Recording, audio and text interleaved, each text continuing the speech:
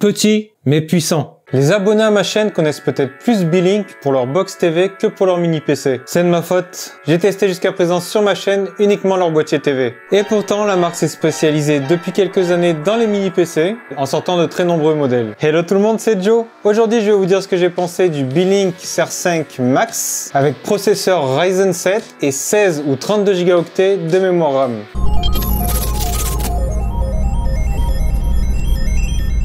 Quand on ouvre la boîte du mini PC, on va retrouver un petit message, Hello, bonjour, un livret utilisateur, un guide, le mini PC que je mets de côté pour l'instant. On a aussi un premier câble HDMI et un deuxième câble HDMI, un peu plus long.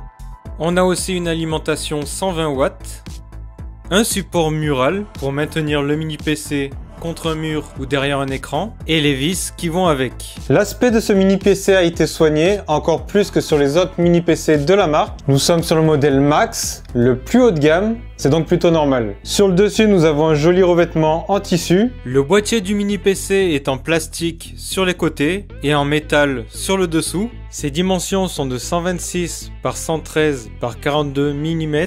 Sur la face avant tout à gauche, on a un petit bouton Clear SMOS pour la réinitialisation du BIOS. On a deux ports USB 3, un port USB type C, une prise casque et le bouton d'alimentation Power. Sur le côté, on a des grilles, ça permet d'aérer un petit peu l'appareil, ça permet de laisser passer l'air. Au dos, on a aussi des fentes pour le système de ventilation. On a un port Ethernet Gigabit, on a un port USB 3, un port USB 2, un DisplayPort, un port HDMI et la prise d'alimentation.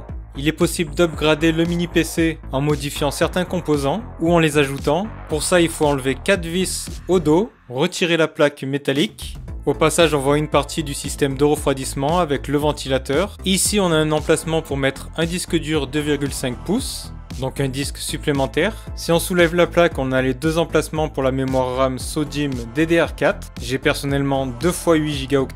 On a aussi un SSD M2, dans mon cas c'est du 1 Tera, et ça peut prendre en charge jusqu'à 2 Teraoctets. Alors ce Beelink CR5 Max, il prend en moyenne 14 secondes pour démarrer, de base bien évidemment. Au plus vous allez rajouter des programmes qui vont démarrer au démarrage, au plus ça va être long. Mais en moyenne, d'origine, il faut 14 secondes au PC pour démarrer. Windows 11 Pro est préinstallé. Ce mini PC est équipé d'un processeur Ryzen 7 5800H. C'est couplé avec 16 Go de mémoire RAM DDR4, mais il existe une version avec 32 Go.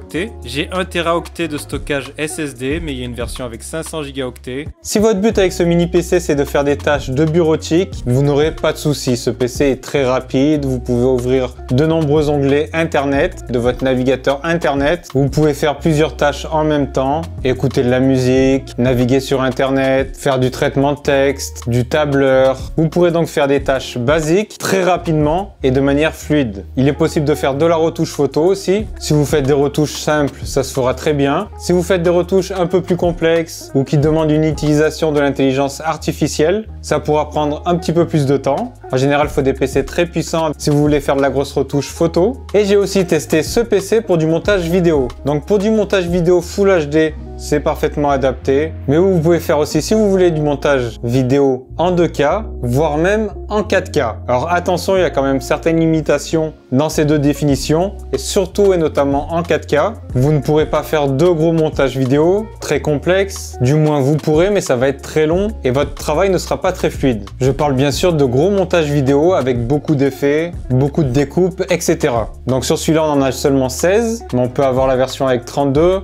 On peut même le modifier nous-mêmes. Ce qui est conseillé pour du montage vidéo 4K, c'est d'avoir 32 Go de mémoire RAM. Donc ici, on a seulement 16, mais on peut quand même faire des montages en 4K. Vous pouvez voir quelques exemples de benchmark à l'écran. Sinon, vous pouvez les avoir aussi en description de la vidéo. Par exemple, on observe sur Cinebench 2024 que cet appareil est inférieur à la puce Apple M1 en CPU single core, mais qu'il est supérieur à la même puce Apple M1 en CPU multicore. Concernant la lecture vidéo, donc j'ai réussi à lire tous mes fichiers vidéo de test, sauf un. C'est un fichier vidéo 8K qui présentait des artefacts lors de la lecture. Et j'ai même réussi à passer le plus gros fichier vidéo de Meduse à 400 Mbps par seconde. Donc on est sur Windows, ça prend en charge le HDR10, mais on n'a pas de Dolby Vision. Côté audio, j'ai pu obtenir tous les formats cinéma populaires, donc entre autres le Dolby Atmos avec Core Digital+, le Dolby Atmos Lossless, le DTS HD et le DTS X, en plus des autres formats, en passant par mon amplificateur. Au niveau de la connectivité, on retrouve une connexion filaire gigabit, une connexion Wi-Fi 6 et du Bluetooth 5.2 pour connecter des périphériques. J'ai donc aussi testé ce mini PC pour ses capacités en émulation de jeux vidéo et vous allez voir, c'est plutôt pas mal et même plutôt très bien. Parmi les consoles que j'ai testées, il y a la GameCube de Nintendo. J'ai utilisé l'émulateur Dolphin, bien évidemment. J'ai testé Mario Sunshine sur la GameCube. C'est un jeu qui est sorti en 2002. C'est un des Mario 3D les plus difficiles, à mon avis. C'est pas mon Mario préféré, mais je sais qu'il est resté culte pour de nombreuses personnes pour qui c'est le meilleur Mario. C'est pas mon cas. N'hésitez pas à me dire dans les commentaires quel est votre Mario préféré. Pour ma part, c'est Super Mario Galaxy 2. Juste énorme le jeu. Alors au début, je l'ai testé dans sa définition de base, c'est-à-dire 480p. Ça fonctionnait bien, l'animation était parfaite, il n'y avait pas de ralentissement, donc tout était ok. Ensuite, j'ai testé d'autres définitions. Et puis j'ai testé le 1080p Full HD, et là encore c'est parfait, l'animation est top, aucun souci de jouabilité, pas de ralentissement. J'ai pas testé par contre les définitions au-dessus. J'ai passé ensuite la définition du jeu en 2K, et là encore, tout comme en Full HD 1080p, c'était nickel. Enfin je suis passé en 4K, et je n'ai trouvé aucun problème. Tout comme dans les définitions inférieures, la vitesse du jeu était à 100%, donc 4K validé. Parmi les jeux que j'ai essayé, il y a donc Luigi's Mansion, un jeu sorti en 2001, le premier de la saga. Je ne l'avais pas fait à l'époque, pourtant j'avais une GameCube et j'adore les jeux Nintendo, mais j'avais surtout entendu dire que c'était un jeu moyen. Alors je me suis rendu compte avec le temps que soit j'avais des mauvaises oreilles, soit on m'avait menti, parce que c'est pas un jeu moyen, c'est un bon jeu quoi. Donc pareil que pour Super Mario Sunshine, au départ je l'ai testé dans sa définition d'origine sur l'émulateur Dolphin. Je n'ai trouvé aucun problème particulier, l'animation a l'air parfaitement fluide, du moins en rapport avec l'animation du jeu d'origine. Je n'ai pas noté de ralentissement particulier, on peut jouer parfaitement bien. Donc, no problème. Ensuite, j'ai changé de définition, j'ai essayé d'autres définitions, et notamment 1080p Full HD. Et là encore, carton plein, l'animation est bonne, pas de ralentissement, jouabilité nickel, c'est validé. Parmi les jeux GameCube que j'ai testés, il y a Zelda The Wind Waker, un jeu qui est sorti en 2003, mon Zelda 3D préféré. Un Zelda qui avait fait polémique un petit peu à l'époque, avant sa sortie, à cause de son style graphique. Et puis au final, quand il était sorti, il a mis presque tout le monde d'accord. Perso, je pense que c'est mon Zelda 3D préféré. Tout comme pour les autres, je l'ai testé en premier en définition basique, animation nickel, pas de ralentissement, jouabilité nickel, tout est ok. Donc j'ai changé de définition et en 1080p Full HD, même si ce jeu est un petit peu plus gourmand que les deux premiers, à mon avis, c'est encore nickel. L'animation nickel, pas de ralentissement, on peut jouer comme si on jouait directement sur la console avec une meilleure qualité d'image, beaucoup plus fine, avec des graphismes beaucoup plus fins. On est en Full HD. En émulation, j'ai aussi joué à la console la plus vendue de tous les temps, la PS2. J'ai utilisé l'émulateur PCSX 2. Alors j'ai essayé Tony Hawk's Proving Ground. C'est un jeu qui date de 2007, donc il était disponible sur PS2 mais aussi sur PS3. J'ai testé Tony Hawk's Proving Ground. C'était la série de jeux de skate à l'époque. On est sur de la PS2, on est sur quand même un mini PC assez puissant. Donc sur la définition d'origine, tout roulait, tout était nickel. Donc on va passer directement à la définition 2K. J'avais du 50 FPS maximum. Donc c'est la définition de base de la version PAL. Aucun problème, c'était nickel. Je me suis dit je vais tester. Ça restait pas en 50 FPS constant, ça baissait un petit peu, mais c'était nickel. J'ai testé en 4K, donc j'étais sur un niveau. J'étais à 50 FPS, je me suis dit ça va être nickel. Mais en fait, dès qu'on rentre dans des missions, il y a des très grosses chutes de framerate qui rendent le jeu injouable ou quasiment injouable. Donc la 4K, on peut avoir l'impression au début que ça tourne convenablement, mais dans certaines missions on se rend compte que ça va pas du tout. J'ai aussi testé un jeu d'action Devil's May Cry 3, l'éveil de Dante. Donc c'est un jeu de Capcom, ça date de 2005, un beat'em all. Encore une fois, c'est de la PS2, définition de base, c'est largement bon, mais ça peut un peu piquer les yeux. C'est pour ça que j'ai essayé des définitions supérieures. En 2K, 60 images par seconde, c'était nickel, quasiment parfait, l'animation au top. C'est la vitesse du jeu de base, 60 images par seconde. C'était donc nickel, sauf dans les menus où il peut y avoir des ralentissements. Je sais pas pourquoi. Dans les menus, c'est censé consommer moins de ressources, mais dans ce cas, c'est dans le menu que ça ralentissait. Et d'ailleurs, c'est mieux que ça soit dans les menus plutôt qu'en jeu. En jeu, pas de problème. En 4K, c'est ok quand on se balade dans le jeu, mais seulement quand on se balade. Dès qu'il y a des combats, ça devient injouable, tellement c'est lent. Donc du coup, le mode 4K, c'est mort. Faudra rester en 2K, 60 images par seconde. Le jeu suivant, c'est Kingdom Hearts 2. C'est un action RPG de Square Enix. Je pense qu'à l'époque, ça devait être juste Squaresoft. Je pense qu'il n'y avait pas encore eu la fusion, mais je me trompe peut-être. En 4K, c'était ok, j'ai trouvé, la vitesse max c'est 60 images par seconde. Il y avait seulement quelques légers ralentissements lors de certaines cutscenes, mais hormis ça, c'était ok. Donc à titre personnel, j'aurais fait le jeu en 4K. Et enfin, j'ai testé Wipeout Pulse, un jeu qui est sorti en 2007 sur la PS2. Et c'est une série que je kiffais bien à l'époque. J'aimais bien ce type de jeu, F-Zero, Wipeout. J'ai pu jouer en 4K à 60 FPS, c'est ok, mais il y avait quelques ralentissements. J'ai donc baissé un peu la définition, je suis passé en 3K, en 60 images par seconde, et par contre là, c'était nickel. L'animation m'a paru parfaite, nickel, pas eu l'impression qu'il y avait des chutes de framerate et des ralentissements. Donc j'aurais privilégié la 3K. Et j'ai aussi testé un petit Dragon Ball Z, DBZ Budokai Tenkaichi 3, et lui il date de 2007. En 3K, c'était pas fluide du tout, ça tournait aux alentours de 28 images par seconde. C'est pas plaisant, on prend pas de plaisir. Je suis passé à la définition inférieure, du 2K. C'était jouable entre 40 et 45 FPS, avec quelques chutes de temps en temps. C'est jouable, mais c'est pas parfait. Du coup, je suis encore passé à la définition inférieure, du 1080p Full HD. C'était fluide, avec une vitesse à 50 images par seconde. La PlayStation 3 est une console qui intéresse aussi pas mal les fans d'émulation rétro gaming. J'ai testé 2 jeux dessus et on va voir ce que ça donne. Alors sur PS3, j'ai testé Tekken 6. La définition de base de la plupart des jeux PS3, c'est 720p. Pour Tekken 6, j'avais du 60 FPS constant en HD 720p. J'ai pu enchaîner les combats nickel, pas de ralentissement, pas d'animation saccadée. C'était top. En 1080p, même constat, 60 FPS constant. Full HD nickel, animation qui m'a permis d'enchaîner les coups et les combats. Je suis passé à la définition supérieure, 1440p, 2K. Et comme pour les définitions inférieures, c'était du 60 images par seconde constant, vraiment constant. J'ai pas eu l'impression d'avoir des baisses de framerate. Et je me suis dit, pourquoi pas tester le 4K, ça devrait pouvoir passer. J'étais pas en 60 FPS constant, j'étais en 55 FPS, avec des chutes lors de certains coups où on passait plutôt à 40 FPS pendant une fraction de seconde. Mais ça reste tout de même bien jouable. Bien sûr, je parle pour un joueur comme moi. Quelqu'un qui maîtrise le jeu, qui a besoin d'être ultra précis, baissera sûrement sa définition pour avoir du 60 FPS constant. Et moi, probablement, j'aurais joué, si j'avais eu à faire le jeu, aussi en 2K. Parce qu'il n'y a pas une grosse différence entre du 2K et du 4K. Pour Castlevania Lord of Shadow 2, en 720p HD, 30 FPS constant, animation au top. J'ai pu dérouiller les ennemis sans problème. Je suis passé sur du 1080p Full HD, 30 FPS constant. J'ai dérouillé encore plus d'ennemis. Animation nickel, au top. Je suis donc passé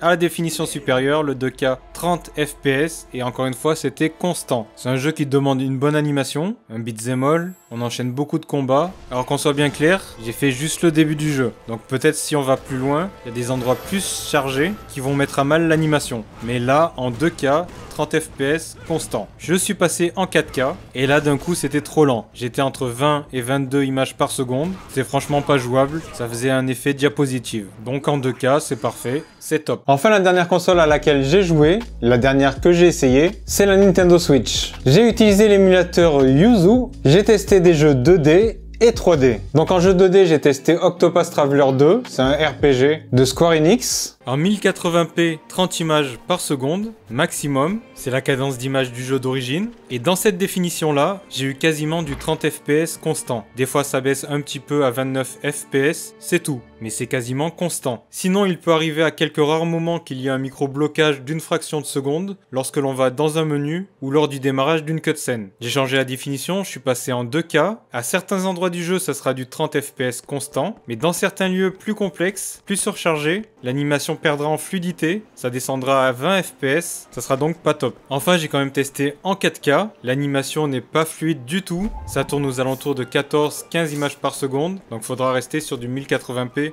Full HD, c'est-à-dire la définition d'origine. Comme mode jeu 2D, j'ai testé Hollow Knight. Si vous ne l'avez jamais fait, essayez-le, franchement il est top. Donc c'est un jeu que j'avais fait sur PC, et notamment via GeForce Now. Donc là j'ai testé en 1080p, nickel, parfait, du 60 fps constant, c'est-à-dire la vitesse maximale du jeu. Je suis passé en définition 2K, 1440p. Encore une fois, l'animation était parfaite, à 60 images par seconde, constant, jouabilité au top, pas de latence, rien. Je me suis donc dit, je vais tester la 4K, c'est jouable. Je pense même qu'il y a la possibilité de faire le jeu entièrement en 4K, mais l'animation tout saute. Donc on sent que c'est pas parfaitement fluide, et je trouve que c'est pas très agréable, surtout quand on vient du mode 2K, qui était parfaitement fluide en 60 images par seconde. Donc moi, je partirais plutôt sur du 2K pour ce jeu. J'ai testé aussi Advance Wars 1+2 Reboot Camp. Ensuite, pour Advance Wars 1+2 Reboot Camp, j'avais fait les jeux originels à l'époque où ils étaient sortis. En 1080p, c'est nickel, animation top. Voilà, c'est pas un jeu très gourmand pour de la Switch. Je suis passé en définition 2K, c'est nickel, pas de soucis. L'animation sur les cartes est très bonne.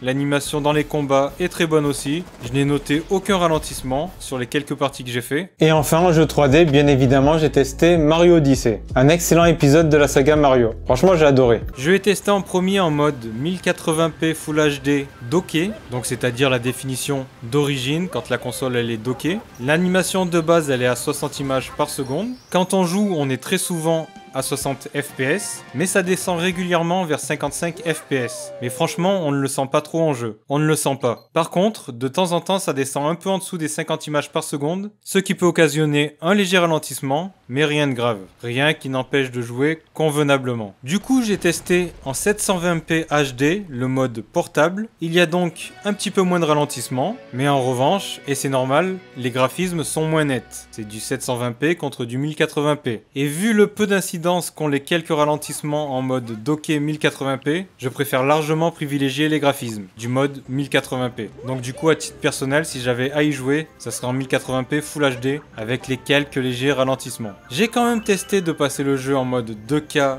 et 4K. Alors c'est très beau, malheureusement c'est injouable. C'est beaucoup trop lent, entre 20 et 35 images par seconde maximum, alors qu'on est sur un jeu 60 images par seconde. Alors pour les jeux Nintendo Switch, il est possible que la version 32 Go de mémoire RAM soit plus adaptée, parce que Yuzu recommande 16 Go de mémoire RAM, et une carte graphique je crois avec 6 Go de VRAM, et donc sur l'appareil que j'ai testé, il y avait seulement 16 Go de mémoire RAM, et sur ces 16 Go je me servais de 4 Go comme VRAM. Donc je pense qu'avec 32 Go, on devrait obtenir des meilleurs résultats.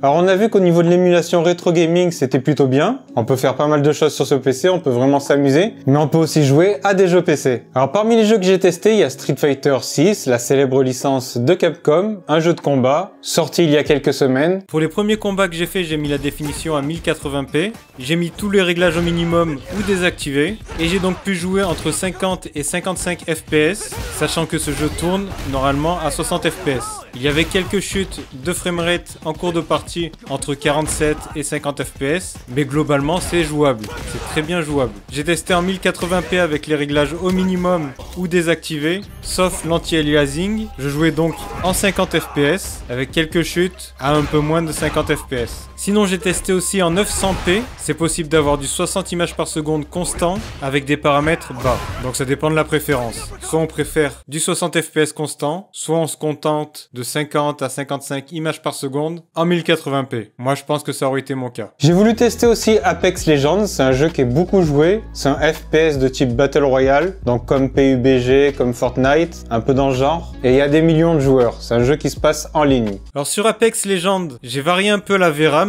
dans le BIOS, donc avec 3 Go de VRAM, j'ai pu jouer en 1080p Full HD avec tous les réglages au minimum, et j'avais entre 60 et 70 fps. Attention, sur un jeu de ce type, c'est variable. Selon les niveaux, on peut être peut-être un peu plus ou un peu plus bas. Selon le nombre d'ennemis, c'est compliqué à définir. Je suis passé à 4 Go de VRAM, toujours en 1080p avec les réglages au minimum, et ça tournait entre 60 et 80 fps. J'ai passé les ressources de texture en élevé, puis j'ai activé aussi d'autres paramètres. C'est donc passé à 60 images par seconde, 60 fps, avec quelques chutes à 45 fps quand il y a trop d'action. Voilà. Ensuite, le jeu suivant, c'est Shadow of the Tomb Raider, un jeu d'aventure, un peu dans le genre Uncharted, et c'est un jeu qui date de 2018. J'ai joué en Full HD 1080p avec des réglages bas. L'animation tournait plutôt aux alentours de 40 fps. J'ai tenté de passer en réglage très bas et on était plutôt aux alentours de 45 fps. Donc pas de souci pour un jeu comme Tomb Raider. On peut se contenter de 40 fps. Sans problème. J'ai testé aussi bien évidemment un des jeux les plus vendus de tous les temps. J'ai nommé GTA V.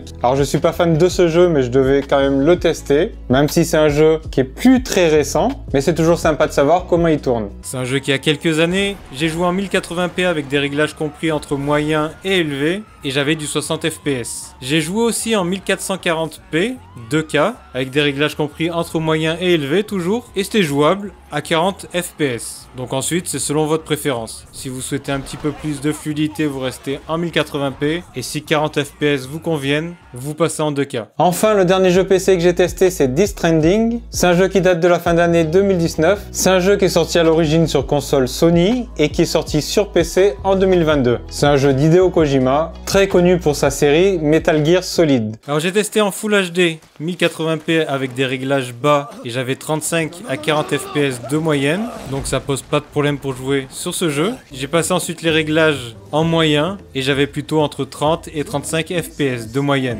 Donc un tout petit peu moins, mais ça reste aussi jouable.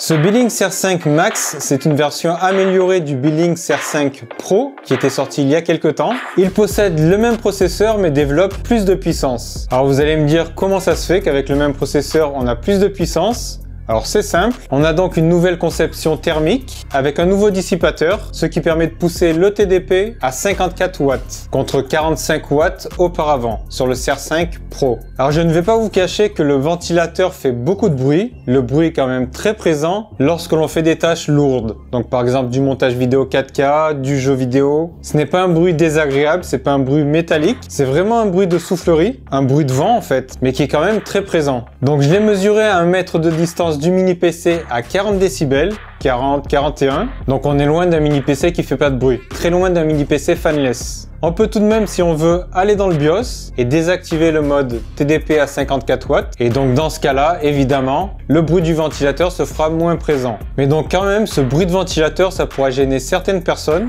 pour qui un mini PC fanless, c'est-à-dire sans ventilateur, sera plus adapté. Après un quart d'heure de jeu 3D sur Shadow of the Tomb Raider, le CPU et le GPU étaient montés à maximum 70 degrés. Après un quart d'heure d'export 4K sur un logiciel de montage vidéo, le CPU était monté à maximum 92 degrés. Alors le prix de départ officiel de ce mini PC sur le site de Billink, c'est 419 € pour la version 16 Go de mémoire RAM, 500 Go de stockage. Mais en ce moment il est en promotion et on peut le trouver à partir de 327 € sur Amazon. Et c'est un excellent rapport qualité-puissance-prix. Pour 327 € ça envoie du bois.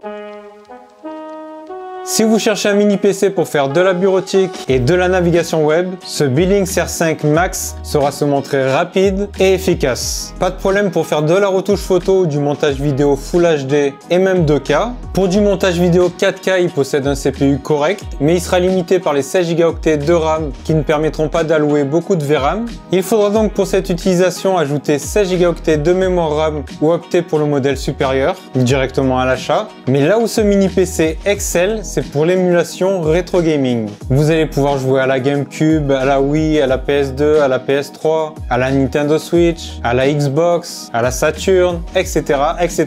Et en plus dans de très bonnes conditions. Enfin, même si ce mini PC n'est pas prévu pour les jeux récents, pour les jeux PC de ces dernières années, il pourra s'en sortir tout de même correctement. Alors ça sera très souvent limité au 1080p Full HD et il faudra même sur certains jeux très gourmands et récents envisager de passer au 900p ou à du HD 720p. Mais si vous avez envie d'essayer les jeux récents, vous devriez pouvoir le faire. Au final, c'est un mini PC avec un excellent rapport qualité-prix, d'autant plus avec la promotion actuelle. N'hésitez pas à me dire ce que vous en pensez, si vous avez besoin d'un mini PC ou pas, si vous en utilisez ou pas. C'était Joe pour Culture Chronique. Ciao ciao.